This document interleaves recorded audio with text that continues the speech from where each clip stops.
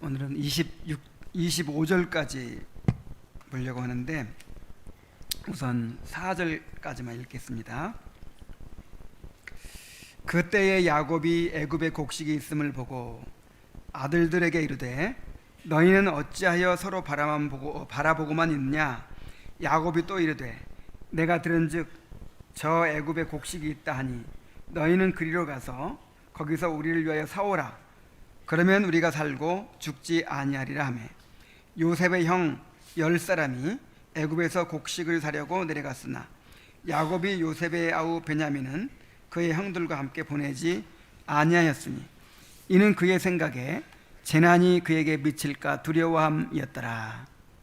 아멘. 자, 이제 42장부터 46장까지는 요셉이 양식을 사러 애굽에 온 형들을 만나게 되고 이를 통해서 야곱의 온 가족이 기근을 피해서 애굽으로 이주하게 되는 그 과정을 보여줍니다. 드디어 22년 전에 요셉에게 주셨던 꿈이 완전하게 성취가 되는 것입니다. 요셉은 형들을 만났을 때 바로 자신을 드러내지 않죠. 형들을 시험해요. 그래서 그들이 자신들의 죄를 뉘우치도록 그렇게 한 다음에 자신을 드러내고 서로 감격적인 회오를 합니다. 그리고 아버지의 온 가족들을 애굽으로 초청해서 애굽 땅에 정착하게 함으로써 그들을 기근에서 보호합니다. 자, 모세는 이 과정을 4장이나 되는 긴 분량을 할애해서 자세하게 기록하고 있어요. 특히 극적인 장면들과 섬세한 심리 묘사를 통해서 독자들로 하여금 요셉과 형제들 사이에 있었던 모든 긴장과 회한이 일시에 녹아내리고 또 하나님의 은혜로운 섭리를 확인하며 감격하는 일에 동참하도록 합니다. 특히 우리는 이 요셉의 형들과 야곱의 입장에서 이 과정을 바라볼 필요가 있어요. 자, 요셉은 모든 것을 알고 있죠. 요셉은 지금 하나님의 이 선지자로서, 족장으로서 계시를 받았기 때문에 왜 이 기근이 일어났는지, 그리고 앞으로 요셉의 가족들이 이제 어떻게 될지를 다 알고 있어요. 그러나 야곱과 형들은 아무것도 모르죠.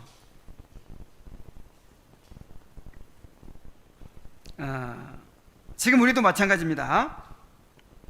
우리에게 일어나는 모든 일들이 다 하나님의 섭리 가운데 일어난다는 것을 알지만, 그러나 우리는 구체적으로 앞으로 우리에게 무슨 일이 일어날 것이고 어떻게 될 것인지는 모르잖아요. 그래서 지금 이제 우리와 입장이 같은 거예요. 큰 기근이 지금 닥쳤습니다. 참 이런 상황에서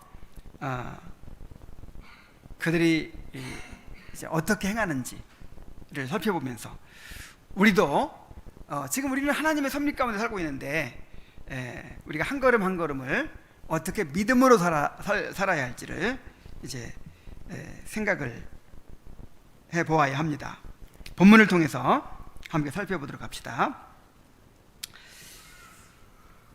자, 중동 지역 전체를 휩쓴 대기근은 가나안 땅에도 찾아왔습니다. 이 가나안 땅에 살고 있는 야곱의 가족들도 큰 위기를 맞이하게 된 것이죠. 지금 흉년이 2년째 계속되고 있어요. 그래서 양식이 완전히 바닥이 나버렸습니다. 그런데 앞으로도 5년 이상 흉년이 계속되는 거예요. 여러분, 흉년이 1년만 흉년이 들어도요 큰 어려움을 겪습니다. 그런데 2년, 3년, 그리고 몇 년까지죠? 7년까지 가면요 살아남을 사람이 아무도 없어요.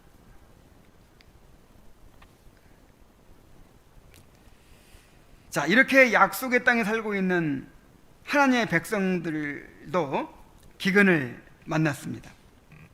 그러니까 하나님을 믿는다고 해서 고난이 면제되는 것이 아니죠. 다만 하나님의 백성들에게는 뜻없는 고난이 없어요. 어떤 고난이 닥치든지 다 그것이 구원을 이루는 하나님의 재료가 됩니다. 이 기근은 야곱의 가족들을 위한 하나님의 섭리였어요. 이 야곱의 가족을 인도하시기 위해서 이 기근을 허락하신 것입니다. 자, 하나님께서 야곱의 가족들에게 기근을 허락하신 이유가 무엇입니까? 자, 이 기근을 통해서 그들이 어떤 결과를 맞이하게 되었죠? 첫째로 그들은 기근을 통해서 애굽에 내려갔다가 잃어버린 요셉을 만나게 됐어요. 기근이 아니었으면 애굽에 갈 일이 없죠. 그런데 기근 때문에 이제 요셉과 다시 만나게 되는 것입니다. 그리고 그동안 요셉의 형들은 그동안 감추어두었던 죄를 드러내어 회개하게 되고 요셉과 화해를 이루게 됩니다. 이거 평생토록 안고 있는 문제였었는데 언젠가는 한번 이것이 다루어져야 했었는데 이 기근을 계기로 해서 요셉을 만나고 이것이 이제 해결이 되는 것입니다. 그 다음에 온 가족이 애굽으로 내려와서 정착하게 되고 애굽에서 자리를 잡고 큰 민족으로 성장을 하게 됩니다. 자, 이것이 이제 기근을 허락하신 목적이죠. 결국 대기근을 통해서 하나님의 언약에 따른 섭리와 인도하심을 경험하게 된 것입니다. 자, 이와 같이 하나님의 백성들에게는 어떤 일도 아무 뜻 없이 일어나는 일은 없어요.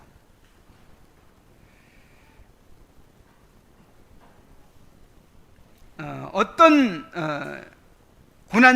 고난일지라도 하나님이 행하시는 일을 경험하고 또 이것을 통해서 우리가 정결해지고 주님의 형상으로 빚어지는 기회가 됩니다. 그러므로 어떤 일을 만나든지 하나님을 신뢰하고 우리가 믿음으로 대처를 해야 되는 것입니다. 자, 이제 우리 야곱과 요셉의 형들이 어떻게 이제 이 문제를 풀어가는지 한번 살펴보면서 또 우리가 어떻게 살아야 될지를 생각해 봅시다. 자, 온 땅에 기근이 들었지만 애굽에는 풍성한 양식이 있었어요. 그때 야곱이 애굽에 곡식이 있음을 보고 그랬죠. 애굽에는 곡식이 풍성하게 있다더라 하는 소문이 이제 다른 나라에까지 다 퍼진 것입니다. 하나님께서 당신의 백성들을 위해서 애굽에 양식을 예비해 놓으신 것입니다. 물론 요셉을 통해 애굽에 양식 있게 하신 것은 애굽이라는 나라를 보존하시기 위한 목적도 있죠. 그리고 또 그 근처에 여러 나라들을 보존하시기 위한 목적도 있습니다. 그러나 애굽의 양식이 풍성하게 있게 하신 것은 무엇보다도 야곱의 가족들을 위한 것이었어요. 이스라엘 백성들을 애굽으로 인도하셔서 애굽에서 큰 민족을 이루도록 하시기 위한 하나님의 섭리였습니다. 하나님은 교회를 위해서 이 세상을 보존하시고 통치하십니다. 무엇을 위해서요? 교회를 위해서. 하나님께서 노아 언약을 주셨죠. 이 노아 언약은 이 세계를 하나님께서 구원을 다 이루시기까지, 택한 백성들의 구원을 다 이루시기까지, 그리고 교회를 완성하시기까지 이 세상을 보존해 주시겠다는 언약이에요. 이게 무지개 언약입니다. 누구를 위해서? 택한 자들을 위해서, 이 교회를 위해서 이 세상을 보존해 주시겠다라고 하는 언약이 노아 언약이에요. 그 언약을 지금 이루고 계시는 것입니다. 70명밖에 안 되는 야곱의 가족들을 위해서 애굽이라는 나라 전체를 움직이시는 거예요. 그 근처의 모든 나라들을 움직이시는 거예요.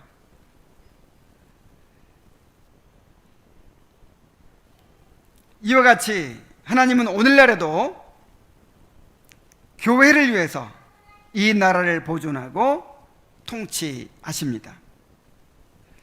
하나님이 이 나라를 전쟁의 위협에서 보호해 주시고 굶주림에서 벗어나게 해주시고 자연재해에서 지켜주시고 죄악이 극도로 번성하여 무법천지가 되는 것을 막아주고 계시는 것이 다 누구 때문입니까? 우리 때문이에요. 우리를 위해서 하나님께서 이 나라를 보존하시고 또 이 세계를 보존하시고 통치하고 계시는 것입니다. 이것이 비현실적인 이야기로 들립니까? 전혀 비현실적인 것이 아니에요. 하나님께서 택하신 자들을 위하여 자기 아들을 내어주신 것을 한번 생각해 보세요. 여러분, 하나님께서 자신의 생명과도 같은 독생자 예수 그리스도를 우리를 위해 내어주셨죠? 자, 온 세상을 위해 내어주신 것이 아니라 택한 자들을 위해 내어주신 거예요. 자, 우리를 위해 자기 아들을 내어주셨는데 우리를 위해서 온 세상을 움직인다는 것이 얼마나 당연한 일입니까?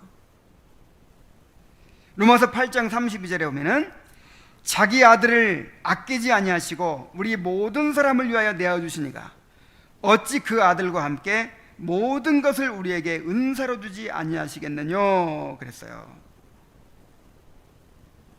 아니, 자기 아들도 누구를 위해서 지금 내어주셨는데, 우리를 위해서 내어주시고 십자가에 달려 죽게 하셨는데, 여러분,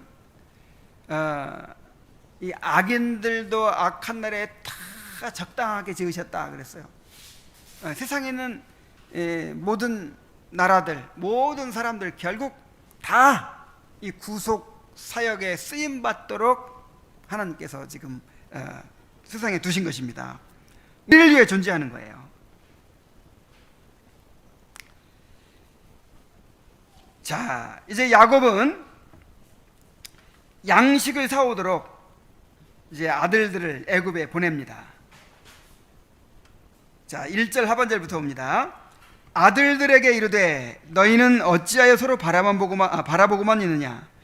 야곱이 또 이르되 내가 들은즉 저 애굽에 곡식이 있다 하니 너희는 그리로 가서 거기서 우리를 위하여 사오라. 그러면 우리가 살고 죽지 아니하리라 하며, 요셉의 형 10사람이 애굽에서 곡식을 사려고 내려갔으나 야곱이 요셉의 아우 베냐민은 그의 형들과 함께 보내지 아니하였으니 이는 그의 생각에 재난이 그에게 미칠까 두려워함이었더라. 자, 야곱이 아들들을 책망합니다. 너희는 어찌하여 서로 바라만 보고 있느냐? 지금 야곱은 130살 정도 됐어요. 그리고 몸이 굉장히 그 환두뼈가 부러진 이후로 몸이 연약한 상태에 있죠. 그래서 야곱이 지금 막 나서가지고 양식 구해오고 이럴 처지가 아닙니다. 애굽까지는 한 400km 정도 돼요. 굉장히 멀고 험하고 위험한 길이에요. 그래서 야곱은 이제 갈 수가 없어요. 지금 아들들이 지금 다 지금 장성해 있잖아요. 그런데 그 아들들이 대극기근으로 집안이 큰 위기에 직면했는데도 적극적으로 나서서 이 문제를 해결하려고 하는 사람이 없는 거예요. 그리고 서로 눈치만 보고 있어요. 저 애굽에 가면은 양식이 있다더라 하는 소식을 들었음에도 불구하고 아무것도 안 하고 있는 거예요. 요셉의 형들의 이러한 불성실한 태도는 하나님의 말씀을 따라 성실하게 일하는 요셉과 대조가 됩니다. 우리가 하나님의 섭리를 믿는다면 아무리 막막하고 어렵게 보이더라도 좌절하거나 포기하지 말고 적극적으로 구하고 찾고 두드려야 됩니다. 여러분, 구하고 찾고 두드리는 것은 영적인 일에만 해당되는 게 아니에요. 우리 육신의 필요를 위해서도 구하고 찾고 두드려야 돼요. 요즘에 취직하기가 어렵다고 하죠. 갈수록 이제 불경기가 되고 이제 경제 성장률은 낮아지고 성장하더라도 고용률은 일자리는 줄어들고 그래가지고 정말 다들 이제 어렵다는 말들을 합니다. 그러나 여러분 염려하지 마세요. 하나님께서 우리를 돌보십니다. 자, 하나님께서 우리를 먹이십니다. 대기근이 일어났는데 하나님의 백성들을 위해서 애굽의 양식을 딱 마련해 놓으시잖아요. 우리가 먹을 양식 어딘가에 마련해 놓고 계시는 거예요. 우리의 일자리를 어딘가 마련해 놓고 계시는 거예요. 여러분, 이것을 믿습니까? 자, 이렇게 하나님의 섭리를 믿는 사람들은 적극적이 되는 거예요. 해도 안 될 것 같으면 소극적이 되죠. 해도 안 될 것 같으니까 포기하죠. 그러나 우리는 될 것 같아요. 왜냐하면 하나님이 예비해 놓으시잖아요. 우리를 먹이시는 하나님이시잖아요. 그래서 이렇게 하나님의 섭리를 믿는 사람들은요, 적극적으로 구하고 찾고 두드리는 삶을 살게 된단 말이에요. 그것이 영적인 문제이든 아니면 육신의 필요이든 간에 정말 열심히 살아야 돼요. 가만히 앉아가지고 가만히 앉아서 뭐 어떻게 되기를 바라는 한 달란트 받은 사람처럼 그렇게 살아서는 안 돼요. 지금 요셉의 형들이 지금 이렇게 하고 있는 것입니다. 아무리 막막하고 어렵게 보이더라도 하나님의 돌보심을 믿는다면 적극적으로 구하고 찾고 두드리면서 현재 내가 할 수 있는 일을 하게 되기를 바랍니다. 야곱은 아들들을 보냅니다. 내가 들은즉 저 애굽에 곡식이 있다 하니 너희는 그리로 가서 거기서 우리를 위하여 사오라. 그러면 우리가 살고 죽지 아니하리라고 합니다. 자, 그렇게 이제 아들들을 보내는데 요셉의 친동생 베냐민은 그의 형들과 함께 보내지 않습니다. 그 야곱이 가장 사랑했던 아내, 먼저 죽은 아내 라헬이 두 아들을 낳았죠. 요셉과 베냐민을 낳았는데 요셉은 이제 죽었잖아요. 야곱의 생각에 죽은 거잖아요. 그리고 이제 라헬의 소생이 이제 베냐민만 남은 거예요. 막내 아들에다가 또 자기가 편애하는 아들이기 때문에 이 베냐민만 딱 남겨둔 거예요. 자, 이는 그의 생각에 재난이 그에게 미칠까 두려워함이었더라 그랬어요. 아니, 그럼 큰 아들들은 다 죽어도 되나요? 당시 베냐민의 나이가 한 22살 정도 됐어요. 자, 그러면 누가 제일 튼튼해요? 베냐민이 22살이면 지금 군대도 가요. 나라도 지켜요. 제일 튼튼하고 힘 좋은 사람이 지금 베냐민인데 베냐민은 혹시 재난이 그에게 미칠까 두려워해서 딱 끼고 있고 다른 아들들만 가라는 거예요. 이 야곱이 요셉을 편애했듯이 이제 요셉 대신 누구를 편애해요? 베냐민을 편애하고 있어요. 자, 이것이 야곱에게 해결되어야 할 문제였습니다. 이게 다 자기 사랑에서 나온 거예요. 이게 뭔가 어떤 집착에서 나온 거잖아요. 이런 것들이 다. 하나님은 기근을 통해서 이제 이 어쩔 수 없이 이것도 내려놓게 하십니다. 나중에는 베냐민을 어쩔 수 없이 보내게 아이, 죽으면 죽으리라 하고 그냥 베냐민을 또 보내게 돼요.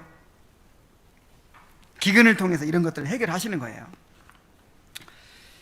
자, 하나님께서 우리의 고난을 허락하시는 이유는 이러한 자기 사랑과 집착 같은 것들을 내려놓게 하시려는 목적도 있습니다. 우리에게 이러한 것들이 없는지 살펴봐야 돼요.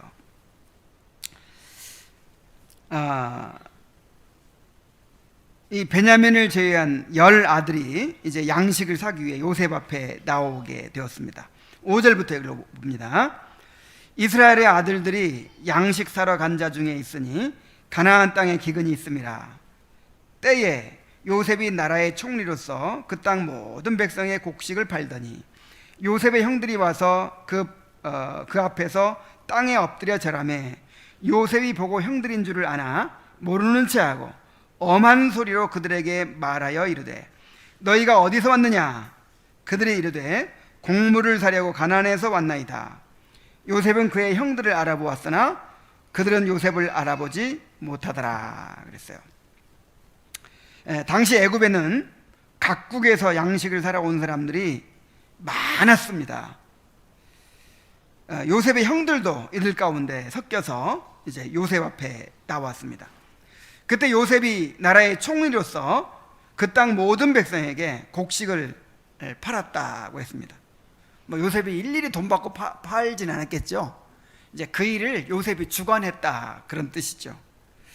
특히 외국인들이 양식을 사갈 때는 이게 이제 무역이니까 아마 요셉의 허락이 있어야만 했던 것으로 보입니다. 아마도 요셉은 형들이 이제 양식을 사러 올 것을 예상하고 있었을 거예요. 그래서 특별히 더 챙겼는지도 모릅니다. 그래서 이제 외국 사람들이 양식을 사기 위해서 이제 요셉에게 허락을 와서 맡게 되는데 보니까 가나안 땅에서 10사람이 왔는데 보니까 누구예요? 형들이에요. 요셉을 한눈에 딱 알아봤어요. 그런데 형들은 알아보지 못했어요. 요셉이 17세에 노예로 팔려와가지고 지금 38살 정도 됐습니다. 39살 정도. 8살?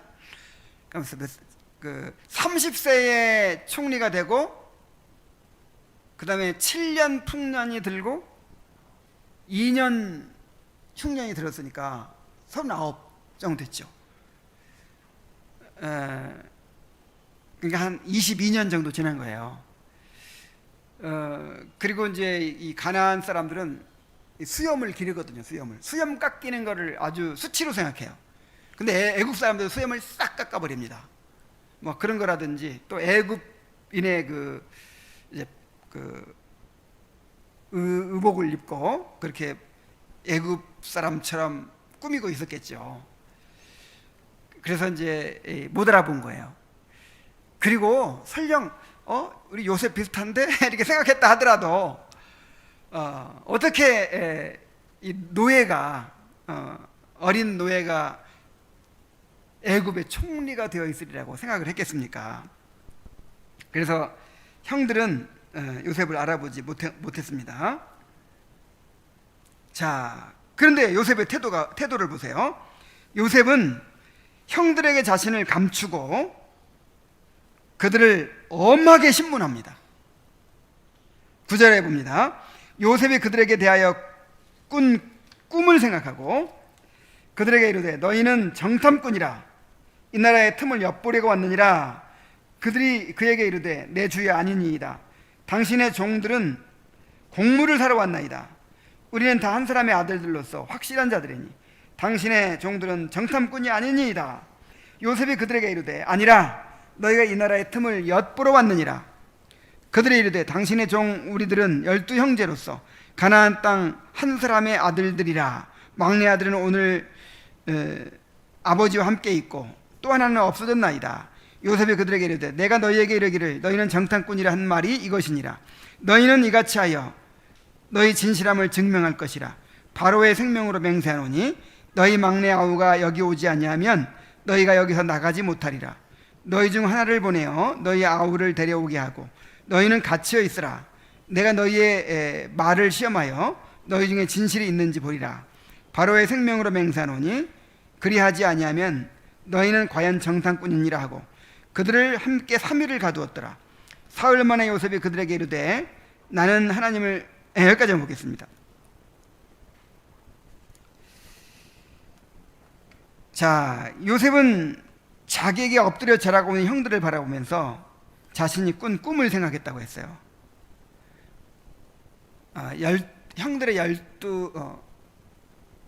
형들의 곡식단이 자기 곡식단에게 절하는 꿈, 해와 달과 11별이 자기에게 절하는 꿈. 그 꿈이 드디어 실현되는구나, 그렇게 생각했을 거예요. 근데 완전하게 실현되려면 아직도 부족한 게 있죠. 지금 10명만 왔잖아요. 10명. 그러니까 완전하게 이루어지려면 동생도 와야 되고 또 누구도 와야 돼요. 아버지랑 어머니랑 다 와야 돼요. 그래서 그 꿈을 딱 생각하면서 요셉이 이제 다 오게 될 걸 생각을 하는 거예요. 자, 그런데 요셉은 자신을 감추고 다짜고짜로 너희는 정탐꾼들이니라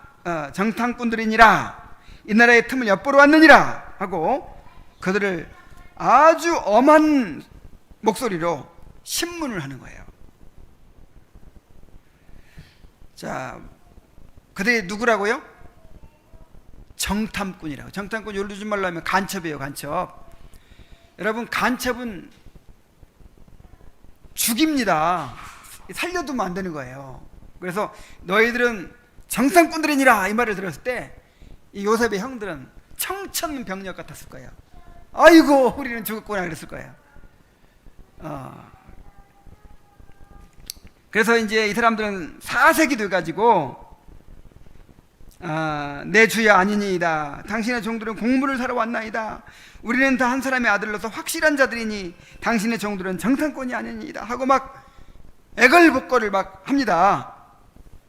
그런데도 요셉은 아니라 너희가 이 나라의 틈을 엿보러 왔느니라 하면서 완강하게 그들을 추궁합니다.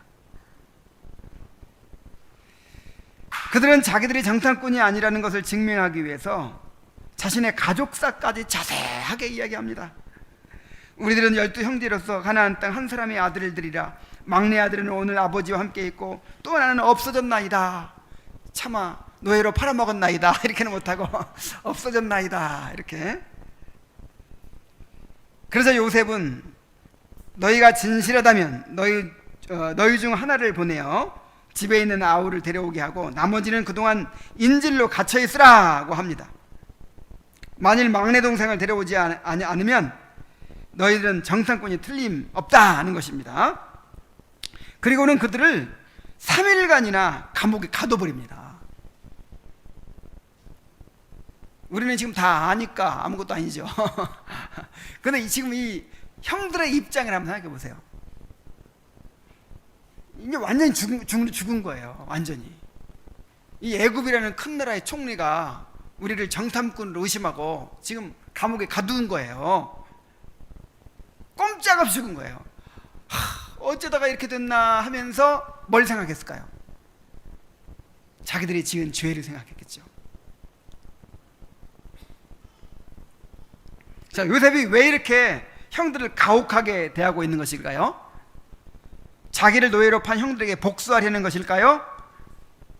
그렇지 않죠. 형들이 자신들의 죄를 회개하도록 하기 위한 것이었어요. 요셉은 이미 하나님의 뜻을 알았고 또 하나님께서 요셉이 고난당한 것을 다 보상해 주셨습니다. 아니 얼마나 더 보상을 해줘요. 13년간 고생한 그 대가로 뭐가 됐어요 지금? 애굽의 총리가 됐잖아요. 그리고 자기만 위해서 그런 것이 아니고 자기 가족들을 구원할 길이 열렸다 이 말이에요. 그리고 요셉은 뭐 원한이 있다든지 뭐 복수심이 남았다든지 이러지 않았어요. 다 하나님의 뜻을 이미 알고 있기 때문에 다 형들을 용서했습니다.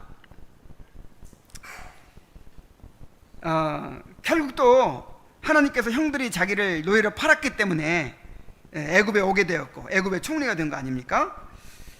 자, 이제 모든 가족들을 애굽으로 이주시켜서 보살피는 일이 자기의 의무라고 이렇게 요셉은 인식을 하고 있었습니다. 그런데 그렇게 되기 위해서 먼저 해결해야 될 일이 있었습니다. 자, 무엇이 해결되어야 했을까요? 이 못된 형들이 회개해야 돼요. 회개.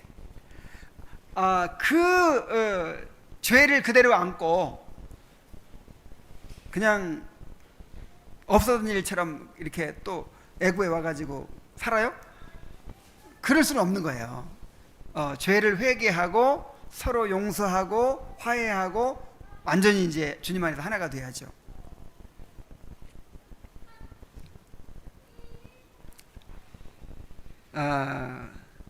이 요셉의 형들의 죄가 무엇입니까? 하나님이 주신 꿈을 대적한 죄예요. 그것을 위해서 자기 동생을 노예로 팔아버린 죄입니다. 그리고 아버지한테 동생이 짐승에게 물어뜯겨 죽였다고 그래 거짓말을 했어요. 이것이 얼마나 엄청난 죄입니까? 이러한 죄를 묻어둔 채로 그리고 전혀 변화되지 않은 상태로 미워하고 시기하는 마음 그대로 둔 채로 하나가 될 수는 없는 것입니다. 하나님께서 새로운 역사를 이루실 수는 없는 거예요. 그래서 형들이 그동안 묻어두었던 죄를 드러내어 회개하게 하고 형들의 변화를 확인한 후에 진정한 화해와 일치를 이루고자 한 것입니다. 요셉이 먼저 아버지를 찾지 않은 이유도 바로 여기에 있었는지도 몰라요.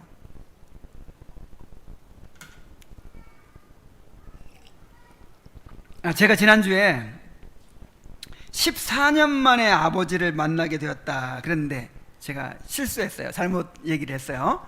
14년 만이 아니라 몇 년 만이죠? 아니 총리가 된 후로 14년 만이다 그랬는데 그게 아니고 9년 만에, 풍년 7년 흉년 2년 9년 만에 이제 형들이 찾아왔기 때문에 9년 만에 만나게 된 것이죠. 이때 요셉의 나이가 39세, 야곱이 130세였습니다.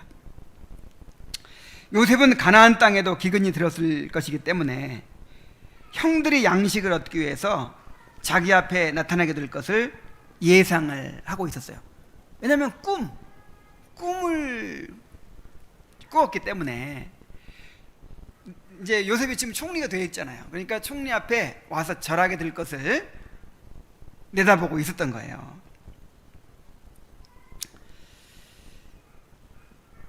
그는 족장으로서 애굽에서 이스라엘 백성을 어떻게 보살피고 인도해야 할지를 생각을 했습니다. 그렇게 함에 있어서 그는 절대로 서두르지 않았고 신중하게 계획을 했습니다.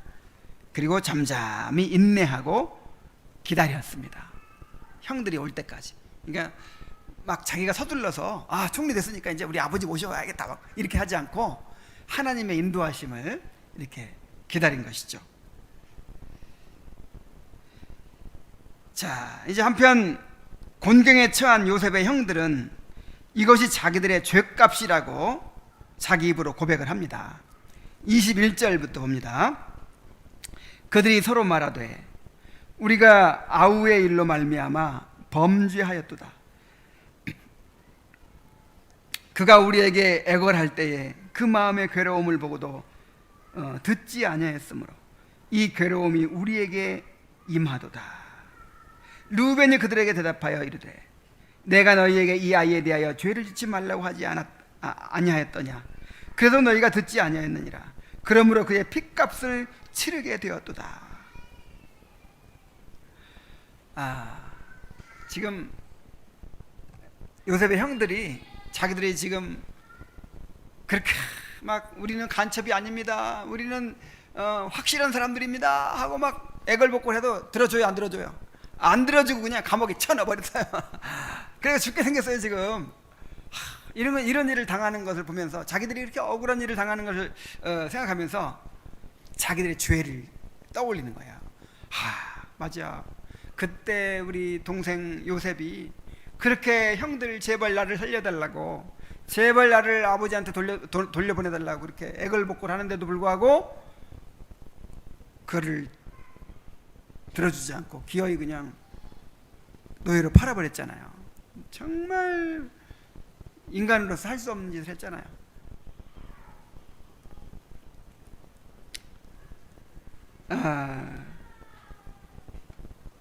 그런 죄들이 지금 막 이게 생각이 나는 거예요. 자, 그들의 범죄는 완전 범죄로 영원히 묻힐 것처럼 보였습니다. 그러나 그 죄가 늘 마음 한구석에 죄의식으로 자리 잡고 있었습니다. 이 죄가 하나님과의 관계를 가로막고 있었습니다. 그런데 감당할 수 없는 커다란 위기가 닥치자 이제 그들의 죄를 생각해내게 되었고 또 뉘우치고 있는 것입니다. 아마 그들은 3일간 감옥에 갇혀있는 동안에도 계속해서 이런 이야기들을 했을 거예요. 우리가 지금 우리의 죄값을 당하고 있구나.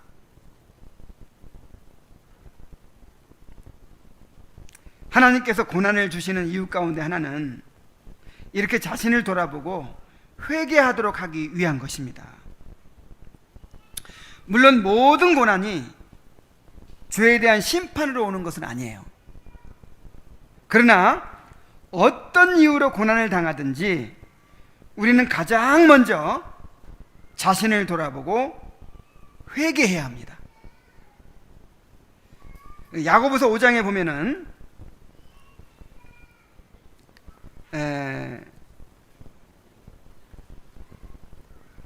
이 고난당할 때 기도하라 그랬어요. 특별히 병들었을 때 기도하라 그랬어요. 이러므로 너희 죄를 서로 고하며, 병들었을 때 기도하라고 하면서 이렇게 말하는 거예요. 이러므로 너희 죄를 서로 고하며 병 낫기를 위하여 서로 기도하라. 의인의 간구는 역사하는 힘이 많으니라 그랬어요. 자, 병 들었어요 지금. 병이 들었는데 병 낫기를 위해 기도하면서 또 무엇을 위해 기도하라고요? 너희 죄를 서로 고하며, 너희 죄를 서로 고하며, 서로 죄를 고백하면서 그렇게 기도하라는 거예요. 꼭 병들었을 때뿐 아니죠. 예를 들어서 칼빈은 기독교 강요에서 그런 얘기를 했죠. 나라에 막 큰 기근이 닥친다든지 재난이 닥친다든지 그럴 때도 회개하면서 금식하면서 기도하라고 그랬어요.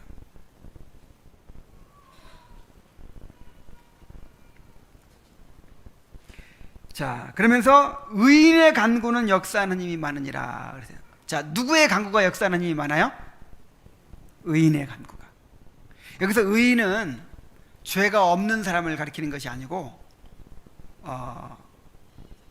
회개하고, 하나님 앞에서 회개하고 하나님과의 관계를 이제 올바로 회복한 사람을 뜻합니다. 그러니까 너희 죄를 서로 고하며 병 낫기를 위해 기도하라 그러면서 의인의 간구는 역사하는 힘이 많으니라 했잖아요. 그러니까 여기서 말하는 의인은 자신을 돌아보고 죄를 회개하고 하나님과 올바른 관계 속에서 그렇게 기도하는 사람을 가리킨다 이 말이에요. 요한일서 3장 21절로 22절에 보면은 사랑하는 자들아, 만일 우리 마음이 우리를 책망할 것이 없으면 하나님 앞에서 담대함을 얻고 무엇이든지 구하는 바를 그에게서 받나니 이는 우리가 그의 계명을 지키고 그 앞에서 기뻐하시는 것을 행함이라 그랬어요.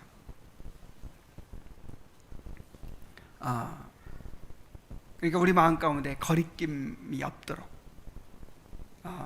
정말 하나님 앞에 뭔가 하나님과 우리 사이를 가로막는 것이 없도록 우리 자신을 돌아보고 죄를 회개하면서 그렇게 하나님 앞에 간구할 때 하나님께서 불쌍히 여겨주시고 우리의 기도를 들으신다 이 말이에요. 여러분 그렇게 하시기 바랍니다. 뭐 꼭 하나님의 무슨 심판으로 오는 고난이 아닐지라도 어떤 고난일지라도 의인의 간구는 역사하는 힘이 많으니까 우리 마음이 우리를 책망할 것이 없으면 무엇이든지 구하는 바를 다 이루어 주신다고 했으니까 먼저 자신을 돌아보는 것이 우리의 바른 태도라 이 말이에요.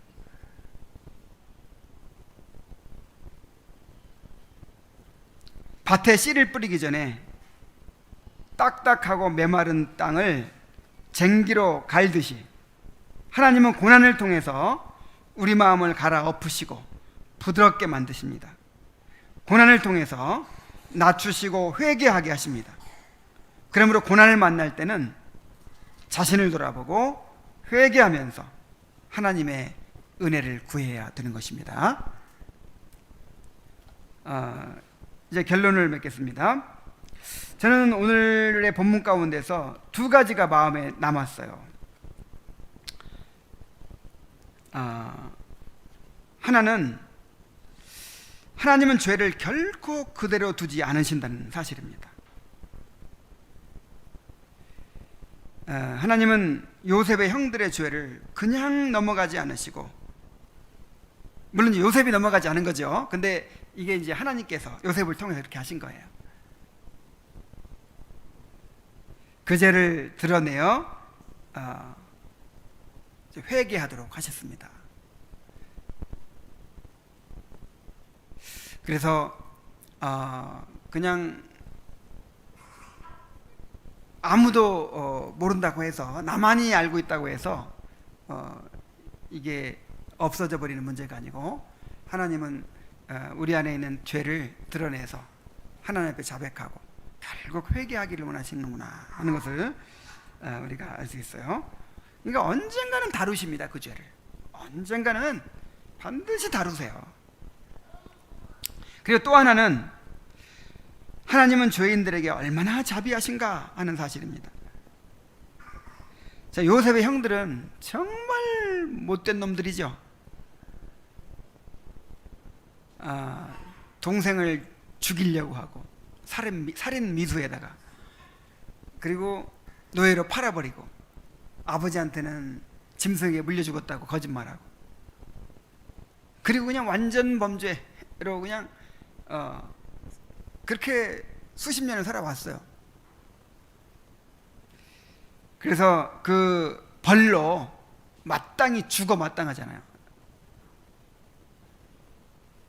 그런데 하나님은 그들을 너무나도 온유하게 다루십니다. 그들을 기근 가운데서 죽게 내버려 두지 않으시고 살 길을 열어주십니다. 그들의 죄를 드러내게 하시고 회개하게 하시고 용서와 화해를 이루게 하십니다. 하나님께서 요셉을 그렇게 만들어 놓으셨으니까 그렇지, 만약에 요셉에게 복수심이 있으면 어떻게 할 뻔했어요? 다 죽었지. 먼저 요셉의 마음을 다 녹여 놓으셨기 때문에 그들이 살았던 거예요. 그래서 하나님은 죄를 반드시 해결하고 넘어가게 하시는구나 하는 사실과, 그런데 하나님이 얼마나 자비로우신가 하는 사실을 보게 되었습니다. 요셉의 형들을 기근 가운데서 인도하셨던 하나님이 지금 우리를 인도하고 계십니다. 우리에게 어떤 일이 일어나더라도 우리의 삶을 하나님께 맡기고 믿음으로 한 걸음 한 걸음 나아가시기 바랍니다.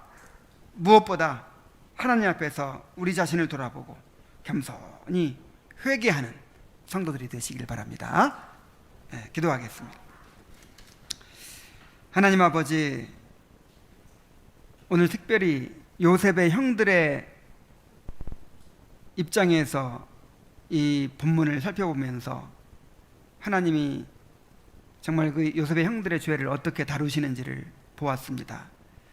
그리고 얼마나 또 죄인에게 자비로우신 하나님이신지를 보았습니다. 이러한 하나님의 은혜가 있기 때문에 오늘 우리가 이렇게 생명을 보존하고 있습니다. 주님 앞에 살고 있습니다. 아버지 하나님, 우리에게 어떤 기근이 닥치더라도 하나님을 신뢰하고 믿음으로 행케 하여 주옵소서. 무엇보다도 우리 자신을 돌아보고 회개하게 하여 주시옵소서. 예수님의 이름으로 기도하옵나이다. 아멘.